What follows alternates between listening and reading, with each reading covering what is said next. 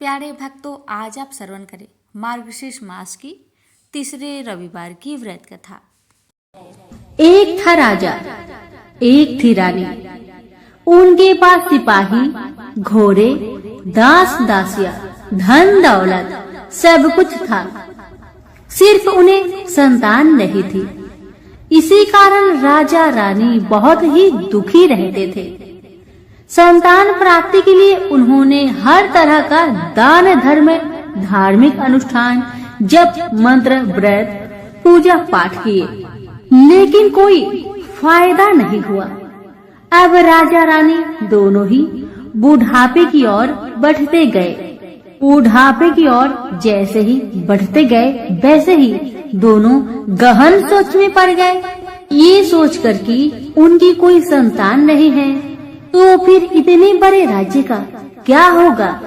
कौन बनेगा इस राज्य का वारिस? कौन लेगा प्रजा की जिम्मेदारी?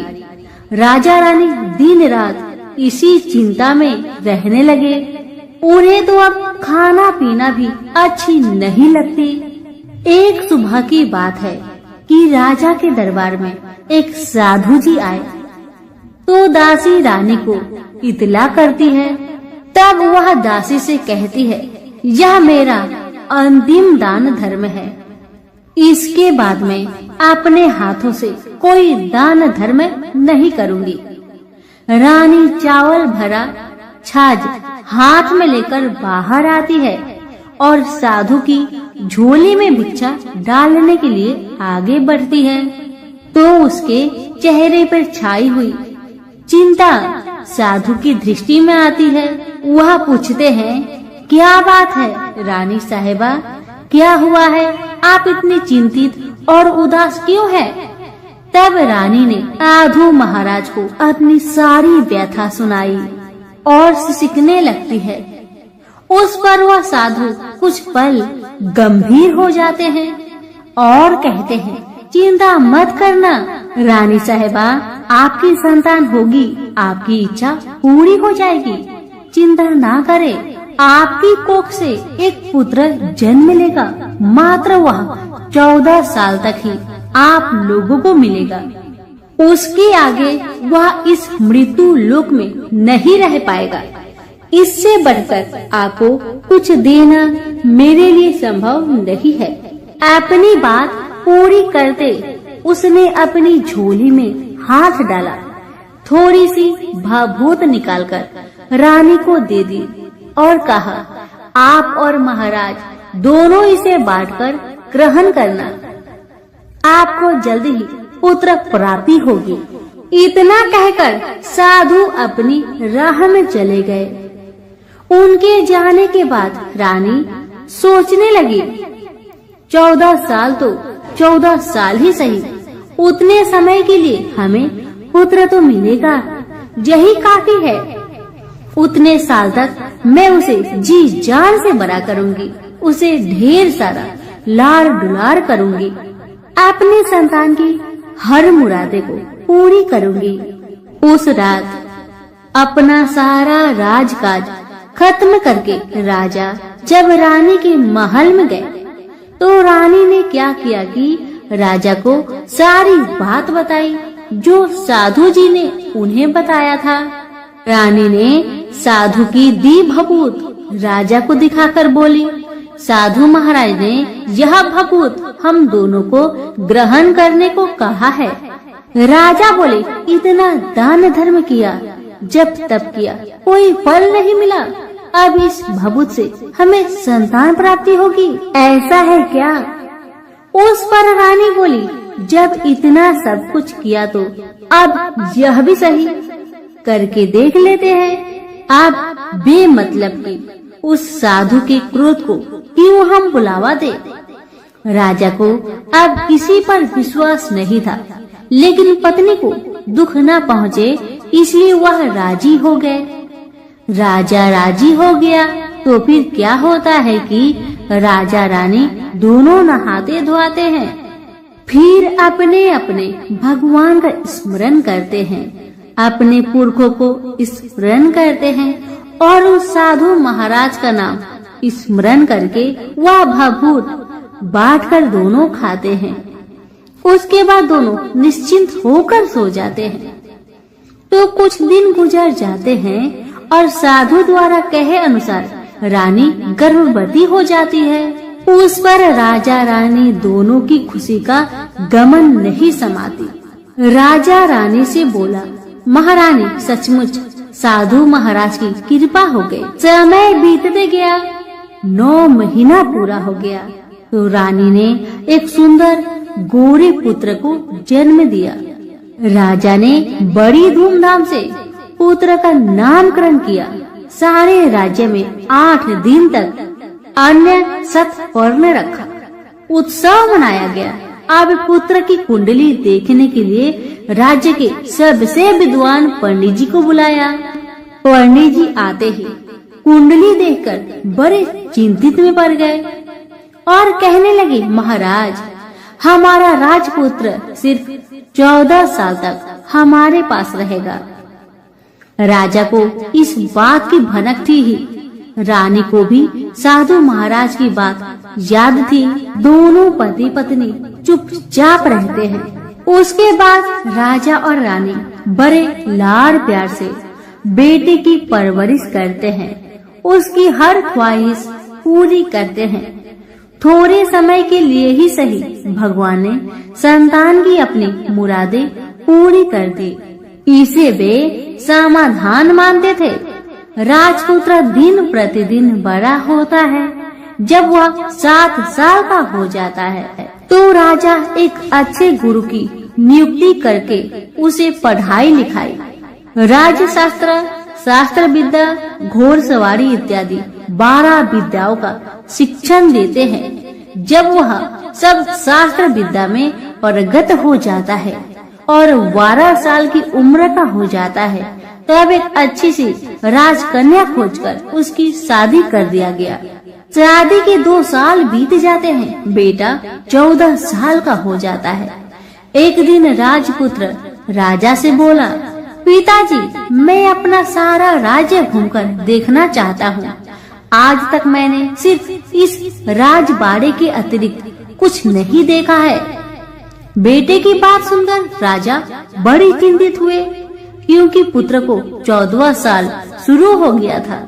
अब कोई अनहोनी होने का वक्त नजदीक आ पहुंचा था। लेकिन राजा ये सब बातें पुत्र को बता नहीं सकता था। वह क्या करता है कि चेहरे पर खुशी लाकर बेटे से कहता है, हाँ हाँ जरूर जाओ बेटा, जरूर। तुम्हें अपना सारा राज्य घूमकर देखना चाहिए। कहाँ क्या है ये सब जानना चाहिए। कल तो मेरे बाद तुम ही को राजा बनना है।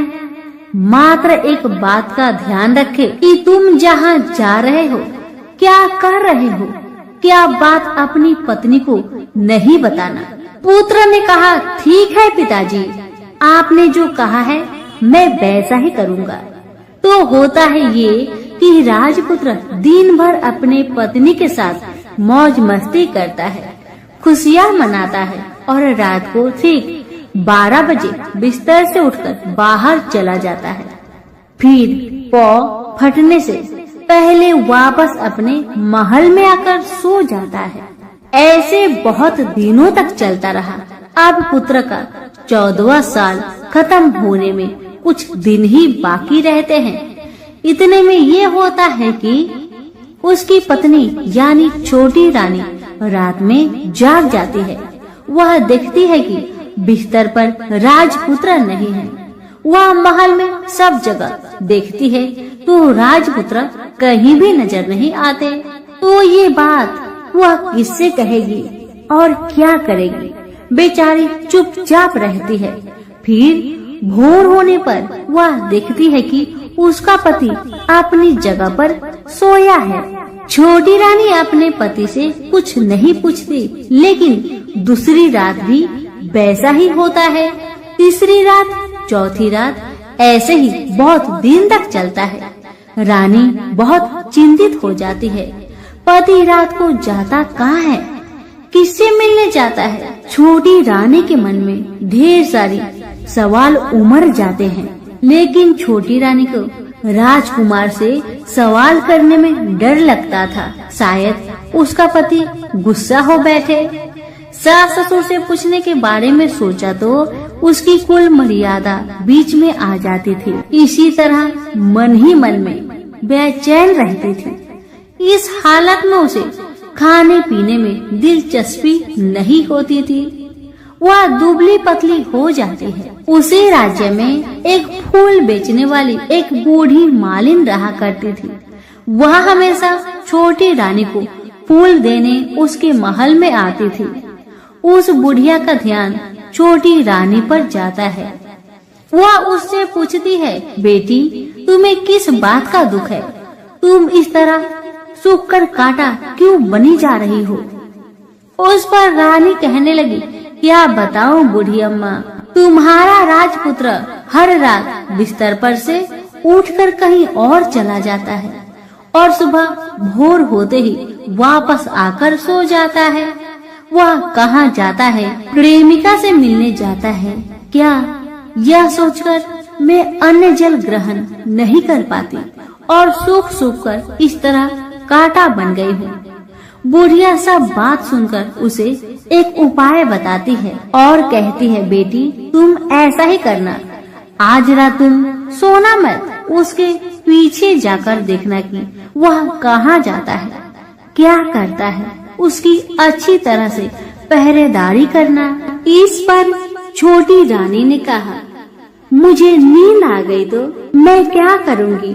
तब बूढ़ी अम्मा ने कहा, तुम्हें नींद न आए इसलिए एक काम करना, अपने बाएं हाथ की उंगली में एक जख्म करना, उस पर थोड़ी सी मिर्च छिड़कना, उससे तुम्हें बड़ी जलन होगी और उस पीड़ा से तुम्हें रात भर नींद नहीं आएगी। रानी बुढ़िया के कहे अनुसार करती है। उंगली की जलन से उसे बड़ी देर तक नींद नहीं आती, लेकिन बाद में वह सो जाती है। दूसरे दिन सुबह बुढ़िया फूल लेकर उसके महल में पहुंचती है और पूछती है, क्या हुआ बेटी, देख पाई क्या तुम्हारा पति कहाँ जाता है? रानी कहने लगी, नहीं अम्मा, पहले कुछ समय जलन के कारण मुझे नींद नहीं आई, पर कुछ देर पश्चात मैं सो गई थी। बुढ़िया कहने लगी, कोई बात नहीं, आज तुम उंगली पर पहले से थोड़ा ज्यादा जख्म करना और ज्यादा मिर्च लगाना। बूढ़ी अम्मा के कहे अनुसार छोटी रानी ने वैसा ही किया, परंतु वह सिर्फ पति के बिस्तर से उठकर बाहर निकलते वक्त जाग पाई थी। वह उसके पीछे नहीं जा सकी क्योंकि उसकी आंखें उस समय तक मुद गई थी। दूसरे दिन सुबह बूढ़ी अम्मा आई तो उसने पूछने से पहले ही छोटी रानी ने बूढ़ी अम्मा को रोककर कहा, अम्मा, मैं आज भी उनकी पहरेदारी ठीक तरह नहीं कर पाई। बुढ़िया कहती है, रोना नहीं बेटी, सब कुछ ठीक हो जाएगा। तुम आज रात जख्म और बड़ा करना और उस पर ज्यादा से ज्यादा मिर्च छिड़कना। और एक काम करना बेटी, वह जब जाने के लिए निकलता है तो उसका रास्ता रोकना। बुढ़िया ने जैसा बताया रानी ने वैसा ही किया। आज रात उसे नींद नहीं आती। अब जैसे ही रात के 12 बजे राजकुमार बिस्तर से उठकर जब महल से निकलने लगे तो बुढ़िया के कहे अनुसार रानी ने वैसा ही किया। दौड़कर जाकर अपने पति का रास्ता रोककर कहने लगी कि कहाँ जा रहे हो, किससे मिलने जा रहे हो, मुझे बताओ। राजपुत्र उसे समझाने की बहुत कोशिश करता है। देखो, अगर मैंने तुम्हें वह बताया तो मैं तुम्हें दोबारा नहीं मिल पाऊंगा। पत्नी कहने लगी, कोई बात नहीं, न मिल पाओ, लेकिन आप रात के समय कहाँ जाते हो ये मुझे पहले बताओ। अब राजपुत्र निरुपाय हो जाता है। पत्नी की जिद के आगे उसकी एक नहीं चल पाती। ठीक उसी समय उसका 14वां साल खत्म होकर 15वां साल लगने वाला था। जो होता है वह हो जाने दो। वह सोचता है कुछ चावल मंत्रों से सिद्ध करके पत्नी को देकर कहता है, इन चावलों के दानों को दोनों हाथों की मुट्ठी में पकड़ना। पहले दाएं हाथ में पकड़े चावल मेरे ऊपर फेंकना। मैं कौन हूँ तुम्हें पता चल जाएगा। बाद में बाएं हाथ में पकड़े चावल मेरे ऊपर फेंकना। मैं जैसा था तुम्हें मिल जाऊंगा। लेकिन यदि तुम बाएं हाथ के चावल मेरे ऊपर फेंकना भूल गई तो मैं तुम्हें कभी नहीं मिल पाऊंगा।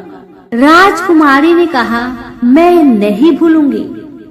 रानी बड़े आत्मविश्वास के साथ कहकर दाएं हाथ में पकड़े चावल पति के ऊपर फेंक दिया तो राजपुत्र एकदम एक विशाल घोड़ा बन जाता है। एकदम उद्यमा सफेद गर्दन पर लंबी आयल देखते देखते वह तेजी से दौड़ने लगता है।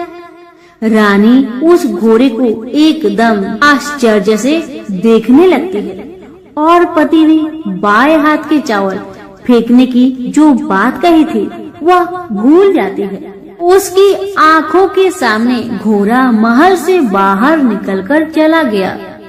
घोड़ा जो महल से बाहर गया तो वह वापस नहीं आया। अब रानी को बड़ा पश्चाताप हुआ। वह स्वयं को कोसने लगी, लेकिन अब कोई फायदा नहीं होने वाला था। राजपुत्र अब वापस नहीं आने वाला था। सुबह होते ही महाराजा महारानी को सब बात पता चली। उन्हें बहुत दुख हुआ। वे बिस्तर पकड़ते हैं और राह देखते हैं कि एक दिन उनका बेटा वापस आ जाए।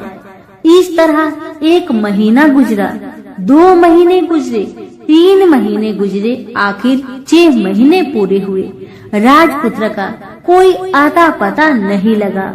प्रधान राजपुत्र को ढूंढने के लिए राज्य के गांव-गांव सिपाही भेजा गया, लेकिन उन्हें कोई सफलता नहीं मिली। इधर रानी अपनी हठ के कारण पति गायब हो गया, यह सोचकर स्वयं को मन ही मन कोसती रही और प्रण लेती है कि कुछ भी करके पति को ढूंढ लाएगी और उसे वापस घर ले आएगी। एक दिन वह सुबह उठकर सास ससुर के महल में जाती है और कहती है कि मैं अपने पति की खोज में जा रही हूँ। महाराजा महारानी को और क्या चाहिए था, बस उनका बेटा उन्हें वापस मिल जाए। बहू को उन्होंने अनुमति दे दी और कहा कि बेटी तुम्हें जहाँ जाना है जाओ, जो करना है करो, पर मेरा बेटा को लेकर ही वापस आना। भगवान तुम्हें कामयाबी दे। अब रानी क्या करती है कि अपना शाही भेष बदलकर एक सेठानी बन जाती है। कुछ दास दासियों को, कुछ नौकरों को साथ में लिया, कुछ सामान साथ लिया और राज्य की सीमा पर जाकर वहाँ एक भोजनालय खोल दिया। वह आने वाले सब यात्रियों को खाना मुफ्त में देने लगी। मात्र एक शर्त रखी कि खाने वालों को उसकी देखी कोई अजीब चीज उसकी मालकिन को यानी राजकन्या को बतानी पड़ेगी। तो वहाँ आने वाला हर नागरिक अपनी तरफ से मैंने यह देखा, मैंने वह देखा कहकर वहाँ से मुफ्त खाना खाकर जाता था। परंतु रानी को जो बात चाहिए थी वह अब तक किसी से नहीं मिली थी। ऐसे ही कुछ दिन बीत गया तो इधर होता है कि रानी के महल फूल लेकर जाने वाली बुढ़िया के एक बेटा और बहू थे। उनका एक छोटा बेटा था, यानी बुढ़िया का एक पोता था। बेटा और बहू सुबह काम के लिए निकलते थे तो पोते को संभालने की जिम्मेदारियां बुढ़िया पर रहती थी। बुढ़िया दिन भर पोते को संभालती थी। एक दिन होता है कि बुढ़िया को पान खाने की आदत थी, तो पान खाने के लिए चूना चाहिए था। बुढ़िया उसे तैयार करने के लिए सीपियाँ लेकर आई। इन सीपियों भूनने के लिए गोबर के कंडे चाहिए थे। कंडे इकट्ठा करने के लिए वह बांस की टोकरी लेकर चरवाहे के मैदान में गई। वहाँ बहुत सारे कंडे थे। उन्हें जमा करते करते उसे घर आने में अंधेरा हो गया। इस और शाम होते ही काम से वापस बेटा बहू घर पहुँचे तो देखा कि बच्चा घर पर अकेला है और रो रहा है। वे दोनों गुस्से से लाल पीले हो गए। इतने में बुढ़िया घर आ पहुंची। बेटा ने पूछा, पोते को घर पर अकेला छोड़कर तुम कहाँ गई थी? बुढ़िया बताने लगी कि मैं गोबर के कांडे इकट्ठा करने गई थी। इस पर बेटा बोला, दोबारा बच्चे को अकेला घर पर छोड़कर यदि कहीं गई तो मैं तुम्हें बहुत पीटूंगा। बुढ़िया कहने लगी, नहीं बेटा, फिर कभी ऐसा नहीं करूंगी।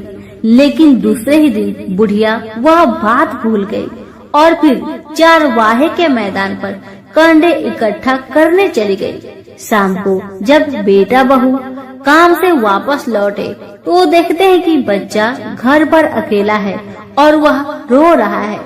अब उसके बेटे की सहन शक्ति खत्म होने लगी और बुढ़िया के वापस आने पर उसे घर से निकाल दिया।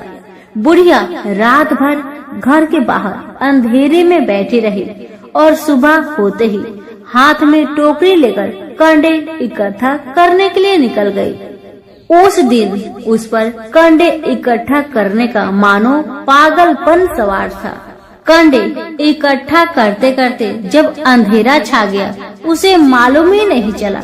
उसे जब ध्यान आया तो गांव का रास्ता भी ठीक तरह से दिखाई नहीं दे रहा था। वह अंधेरे में आंखें फाड़कर देखती है, किसी तरह आगे निकल पड़ी तो क्या होता है कि एक कपिला गाय छन छन की आवाज करते, गले की घंटी बजाते ठुमुक ठुमुक कर उस मैदान पर आ गई। उसे देखकर बुढ़िया सोचने लगी कि इस गाय के पीछे पीछे जाऊंगी तो गांव तक पहुंच जाऊंगी। तब बुढ़िया उसके पीछे पीछे जाने लगी। वह गाय क्या करती है कि उस मैदान से लेकर एक एक करके 6 मैदान पार करती है। आखिर में वह 7वें मैदान पर पहुंचती है तो वहाँ क्या होता है कि उस मैदान पर एक बड़ा सा पत्थर है। गाय जाकर उस पत्थर को अपना सींग मारती है। सींग मारा तो वह पत्थर टूट गया और हट गया और पाताल में नीचे जाने की सीढ़ियां दिखाई देने लगी। तब वह गाय उन सीढ़ियों से नीचे जाने लगी। बुढ़िया वह सब देखती रही और झट जाकर गाय की पूंछ को पकड़ लिया। पूंछ पकड़कर वह गाय के साथ नीचे पाताल पहुंच गई। पाताल में पहुंचते ही तुरंत गाय की पूंछ छोड़ दी और इधर उधर देखने लगी। वहीं से बुढ़िया ने देखा कि पाताल में सब जगह जगमगाहट है, दिया दीप जलते हैं और तेज रोशनी गाय के ऊपर पड़ रही है और वहाँ अद्भुत घटनाएं घटने लगी। गाय के नीचे जाते ही उसके गले में अपने आप सांकल पड़ गई और छमछम करके कोई दूधाड़ी में गाय का दूध दुहने लगी। लेकिन जो भी कोई वह कर रहा है वह मात्र दिखाई नहीं दे रहा। बुढ़िया बहुत घबरा गई, कहाँ आकर फंस गई। वह सोचने लगी कि और यहाँ वहाँ छिपने के लिए जगह ढूंढने लगी, लेकिन उसे कहीं भी जगह नहीं मिली। हर जगह उजाला ही उजाला था। तो वह जो एक कोने में खड़ी रह गई और जो कुछ सामने हो रहा था उसे चुपचाप देख रही थी। कुछ पल के बाद वहाँ झट से एक उम्दा सफेद घोड़ा आया। वहाँ 2 कुंड थे। उसमें से एक कुंड में उस घोड़े ने छलांग लगाई और ऊपर आ गया। अब उसे राजपुत्र का रूप प्राप्त हो गया। राजपुत्र बनने के बाद उसने दूसरे कुंड के पानी में स्नान किया। वहाँ रखे नए कपड़े पहने। नजदीक ही एक सुंदर पलंग था, उस पर आकर बैठ गया। उसके सामने अपने आप 5 पकवानी की थाली आ गई, दूध की एक प्याली आ गई, 5 सुपारी आ गए। उसके सामने एक दिया जलता रहा।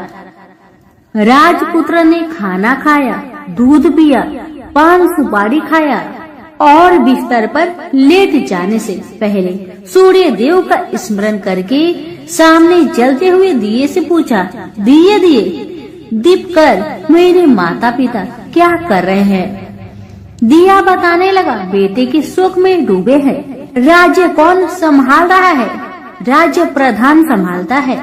मेरी पत्नी क्या करती है? दिया बोला, उसने चौराहे पर भोजनालय शुरू किया है और आते जाते लोगों से वह नई खबर के बारे में पूछती है। दिए के यह कहते ही राजपुत्र कहने लगा, ठीक है। उसके बाद वह सो गया। बुढ़िया कोने में खड़ी रहकर यह सब देखती रही। ऐसी अद्भुत घटना उसने जिंदगी में पहली बार देखी थी। उसे अंदर ही अंदर चुलबुलाहट होने लगी। वह अपनी भूख प्यास भूल गई और आगे क्या होता है कि उसे उत्सुकता से देखने लगती है। लेकिन उसके बाद और कुछ घटनाएं नहीं घटती। रात गुजर गई और सुबह हो गई। सुबह होने पर पलंग पर सोया राजपुत्र उठा और फिर से पहले वाले कुंड में छलांग लगाई तो वह फिर से घोड़ा बनकर कुंड से बाहर आ गया। बाहर आते ही वह तेजी से उस पाताल नगरी से बाहर निकल गया। लेकिन वह कहाँ गया, बुढ़िया को कुछ पता नहीं चला। उसके बाद पिछली रात की तरह कोई उस गाय का छमछम करके दूध दुहने लगा। जैसे ही दूध दुहाना खत्म हुआ, उसके गले की साकल अपने आप खुल गई और वह गाय तेजी से ऊपर जाने लगी, सीढ़ियाँ की ओर भागने लगी।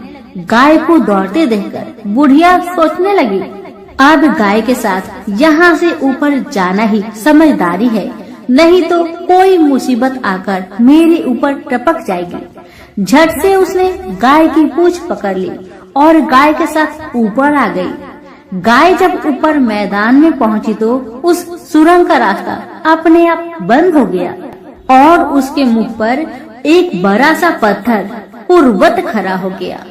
ऊपर आकर वह गाय जंगल की ओर निकल गई तो इधर बुढ़िया एकदम बावली सी हो गई। उसने पाताल नगरी में जो कुछ देखा वह जल्दी से जल्दी किसी को बताने के लिए उतावली हो उठी। उसे एकदम याद आया है कि नगर की सीमा पर कोई औरत भोजनालय चलाती है और नई बात बताने वालों को अच्छा खाना पीना मुफ्त में देती है। वह सोचने लगी कि क्यों न मैं यह बात उस औरत को जाकर बताऊं।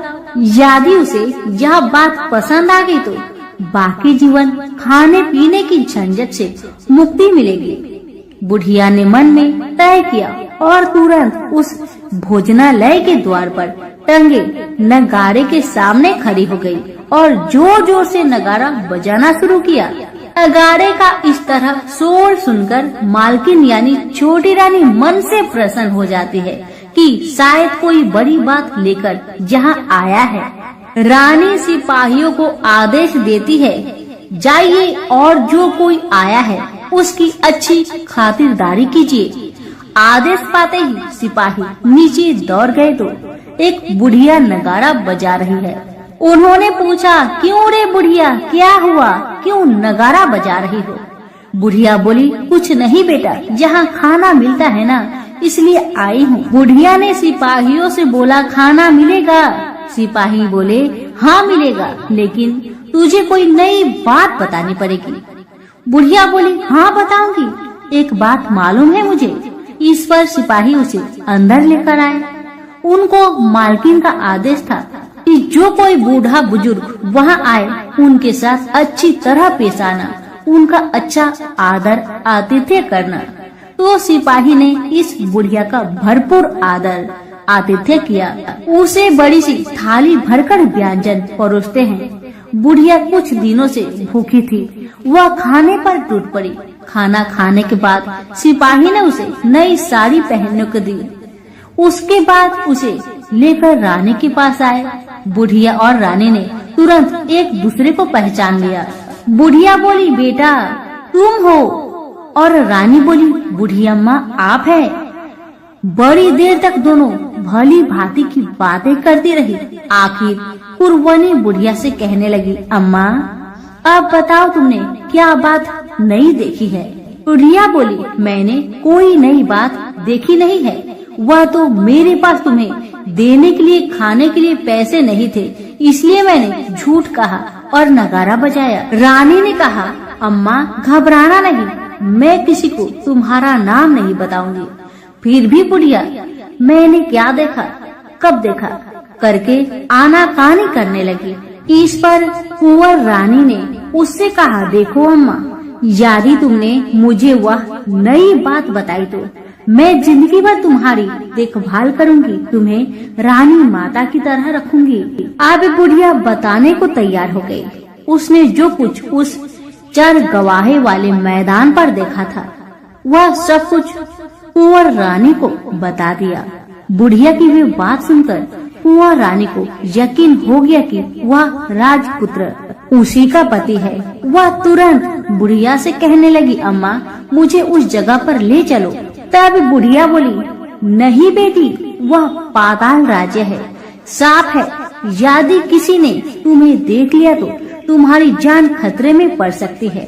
लेकिन रानी उसकी एक भी नहीं सुनती, उसे उस जगह ले जाने के लिए हठ करने लगी। आखिर में बुढ़िया ने उसका कहना मान लिया और कहने लगी, ठीक है, मैं तुम्हें वहाँ लेकर चलती हूँ, और आज नहीं कल वहाँ जाना है तो शाम को ही जाना होगा।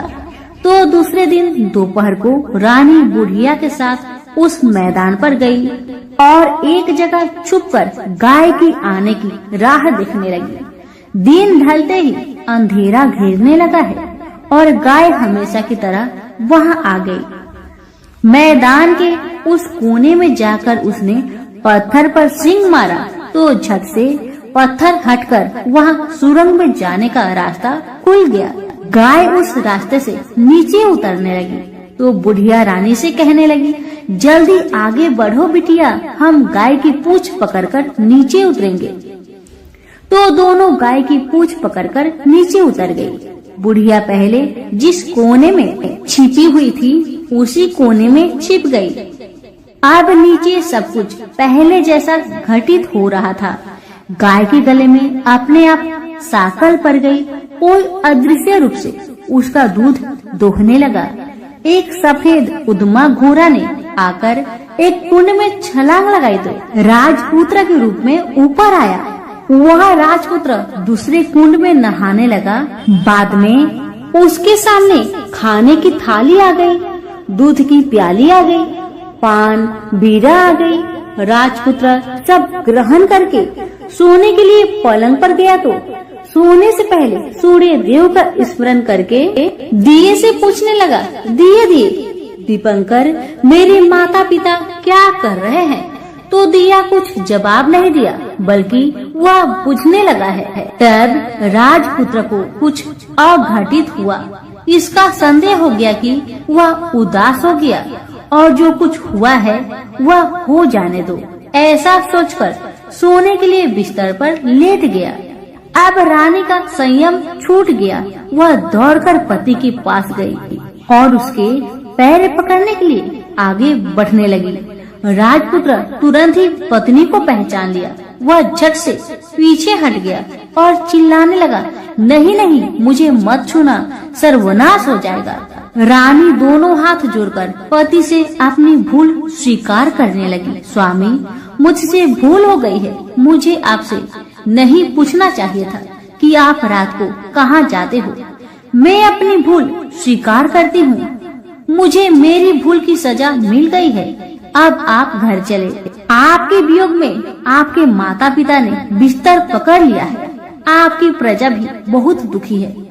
उस पर राजपुत्र कहने लगा, वही तो, एक बार तुम गलती कर बैठी हो, अब दोबारा मत करना, नहीं तो अब मैं तुम्हें जो दिख रहा हूँ वह भी नहीं दिखूंगा। रानी अब विलाप करने लगी, जोर जोर से जमीन पर सिर पटकने लगी। राजपुत्र के मन में उसके प्रति दया उत्पन्न हो गई। वह उससे कहने लगा, यदि तुम मुझे पाना चाहती हो तो तुम्हें एक काम करना होगा। काम कठिन है लेकिन वह तुम्हें अकेले करना होगा। कहो स्वामी, आप क्या कहते हैं? कितना भी कठिन काम हो मैं पूर्ण करूंगी। रानी कहती है। इस पर राजपुत्र ने उसे बताया, इस पाताल से ऊपर जाते ही तुम्हें एक घना जंगल नजर आएगा। ऐसे 6 जंगल पार करने के पश्चात 7वां जंगल मिलेगा। वह जंगल सबसे घना है। उस जंगल में बीचों बीच एक पीपल का पेड़ है। उसके आसपास की जगह पत्ते, फंदे, जटाएं, कांटे इत्यादि से ढक चुकी है। वहाँ बाघ, शेर, भालू, सांप सभी धमा चौकड़ी बैठी है। तुम्हें उन सबको भगाकर वह जगह साफ करनी है। उसकी गोबर से लिताई करके पवित्र बनाना है। रंगोली से सजाना है। उसके बाद वहाँ धूप, कपूर, अगरबत्ती जलानी है। फूल कुमकुम से पेड़ की तने की पूजा करनी है। दूध दही से बने चावल का भोग चढ़ाना है। यह सब तुम्हें दोपहर के 12 बजने के पहले करना होगा। 12 बजने के समय तुम्हें उस जगह पर बैठकर सूर्य भगवान का ध्यान करना होगा। ठीक 12 बजे सूर्य भगवान का रथ वहाँ उतरेगा। वे वह सब देखकर खुश हो जाएंगे और कहेंगे, जिस किसी ने यह सब किया है उसे मैं मन चाहा फल दूंगा। तो तुम सामने जाकर उसके रथ का दाहिना घोड़ा मांगना, मैं तुम्हें मिल जाऊंगा। इतना बात कहकर राजपुत्र अपने पलंग पर सो गया और छोटी रानी भोर होने की राह देखने लगी।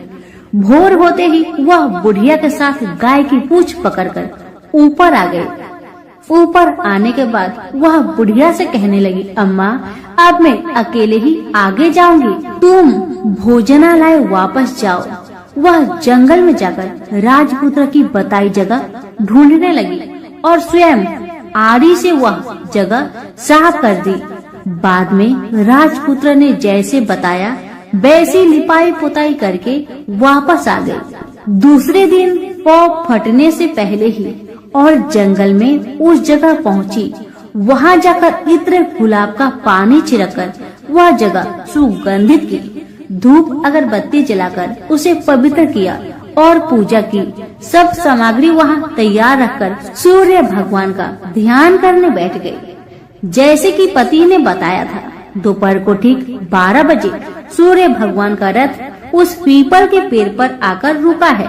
सूर्य भगवान ने जब रथ से नीचे देखा तो सुगंधित वातावरण देखकर बहुत खुश हुए और फिर बोले, जिस किसी ने यह काम किया है वह यहाँ आकर मुझसे कुछ भी मांगे, मैं उसे दूंगा। रानी ने जब ये सब सुना तो बिना समय गवाए दौड़कर उनके सामने आ गई और उनको साष्टांग नमस्कार करके बोली, भगवान वह मैं ही हूँ, मैंने यह जगह साफ की है। भगवान बोले, अच्छा तो तुम्हें जो चाहिए वह मुझसे मांगो। तो छोटी रानी बोली, भगवान मुझे आपके रथ का दाहिना घोड़ा चाहिए। सूर्य भगवान बोले, नहीं नहीं, मैं तुम्हें और कुछ भी दे सकता हूँ, लेकिन यह घोड़ा नहीं दे सकता। मेरे रथ के 12 घोड़े हैं, तुम चाहो तो कोई और घोड़ा ले लो, लेकिन दाहिना घोड़ा नहीं, वह मैं तुम्हें नहीं दे सकता। छोटी रानी ने एक नहीं सुनी। वह सूर्य देव से एक ही बात कह रही थी, वही दाहिना घोड़ा दे दीजिए, नहीं तो मैं आपके पैरों में गिरकर अपनी जान दे दूंगी। अब सूर्यदेव धर्म संकट में पड़ गए। उन्होंने वचन दे दिया था, अब अपने वचन से पलट भी नहीं सकते थे। भगवान ने कहा, ठीक है, दे दिया तुम्हें घोड़ा।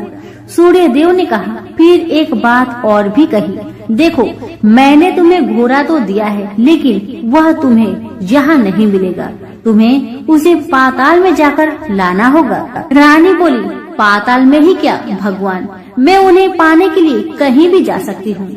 रानी को वचन देकर सूर्यदेव अपने मार्ग से चले गए और इधर रानी जंगल से अपने भोजनालय में आ गई। फिर वह बुढ़िया को लेकर उस मैदान पर आ गई। जल्दी ही शाम हो गई।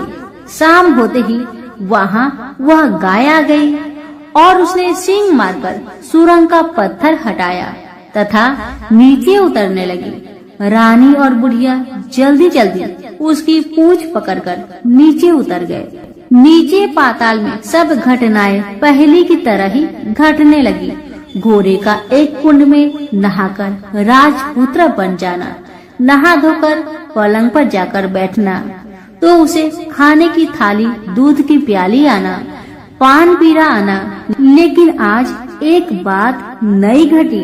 आज 2-2 थाली, 2-2 दूध की प्याली, 2-2 पान पीरे उसके सामने आए। वह कुछ नहीं बोला। अपने हिस्से की थाली खाकर, दूध पीकर और पान पीरा चबाकर वह सोने चला गया और हमेशा की तरह दिए से पूछने लगा, दिए दिए दीपंकर, मेरे माता पिता कैसे हैं? दिया बताने लगा, वे दोनों तुम्हारे शोक में मरने की स्थिति में पहुंच गए हैं। राजकुमार ने कहा, ऐसा? झट से उसकी आंखों से आंसू टपकने लगे। फिर वह पूछने लगा, दिए दिए दीपंकर, मेरा राज्य कौन चला रहा है? दिया बोला, तुम्हारा राज्य प्रधान चला रहा है और वह सब कुछ हड़प चुका है। वह प्रजा पर बहुत अत्याचार कर रहा है। सुनकर राजपुत्र को बहुत गुस्सा आया। वह गुस्से से अपनी मुट्ठी भींचने लगा। अब वह पूछने लगा, दिए दिए दीपंकर, मेरी पत्नी क्या कर रही है? अब दिया कुछ नहीं बोला, चुपचाप रहा। अब रानी का संयम जवाब दे गया। वह दौड़कर पति के गले लग गई। अब मैं तुम्हें मिल गया, राजपुत्र कहने लगा। सच कहते हो, अब आप फिर से घोड़ा तो नहीं बनोगे ना? पत्नी ने कहा। पति ने कहा, नहीं, दोबारा घोड़ा नहीं बनूंगा मैं। तुमने जो इतने सारे कष्ट उठाए हैं मुझे पाने के लिए, इसलिए सूर्य देव ने मुझे सदा के लिए घोड़े के जन्म से मुक्त कर दिया है। राजपुत्र ने बड़े प्यार से कहा और उसे गले लगाया। उसके आंसू पोंछे। कुछ देर पश्चात भोर हो गई तो गाय की श्रृंखला टूटकर वह ऊपर भूलोक पर जाने लगी। रानी, राजपुत्र और बुढ़िया उसकी पूंछ पकड़कर ऊपर आ गए। ऊपर आने पर वे सीधे भोजनालय में पहुँचे।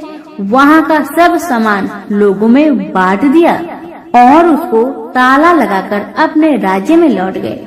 राजपुत्र वापस आता और उसके तेवर देखकर प्रधान घबरा गया। राजपुत्र ने उसे बंदी बनाकर कैद खाने में डाल दिया और राज्य की बागडोर अपने हाथ में ले ली। उसके बाद वह अपने माता पिता को मिलने उनके महल में गया। तब राजपुत्र क्या देखता है कि उसके माता पिता उसके शोक में सिर्फ पंजर बने हुए हैं। पुत्र को वापस आया देखकर मरणासन राजा रानी की आंखों से टप टप आंसू बहने लगे। इन दोनों ने पुत्र को गले लगाया, उसे प्यार से सहलाया।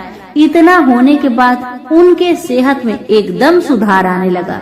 वे अब बिस्तर से उठकर बैठ गए। पुत्र को आशीष देने लगे।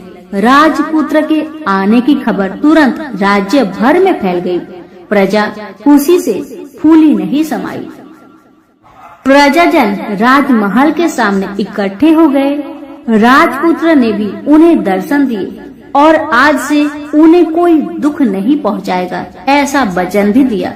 अब राजा अपने पुत्र का राज्य अभिषेक करके उसे सिंहासन पर बैठाता है और बहू को महारानी का दर्जा देता है और स्वयं अपनी पत्नी के साथ ईश्वर स्मरण करते हुए खुशी से दिन बिताता है। महाराज बना राजपुत्र अच्छी तरह से राज्य चलाने लगा और अपनी पत्नी के साथ सुख शांति से जीवन बिताने लगा। उस बुढ़िया को रानी ने अपने ही पास रख लिया। उसकी अच्छी तरह से देखभाल करने लगी। बुढ़िया और उसके बुढ़ापे के दिन खुशी से गुजरने लगे। तो प्रेम से बोलिए, सूर्य भगवान की जय हो।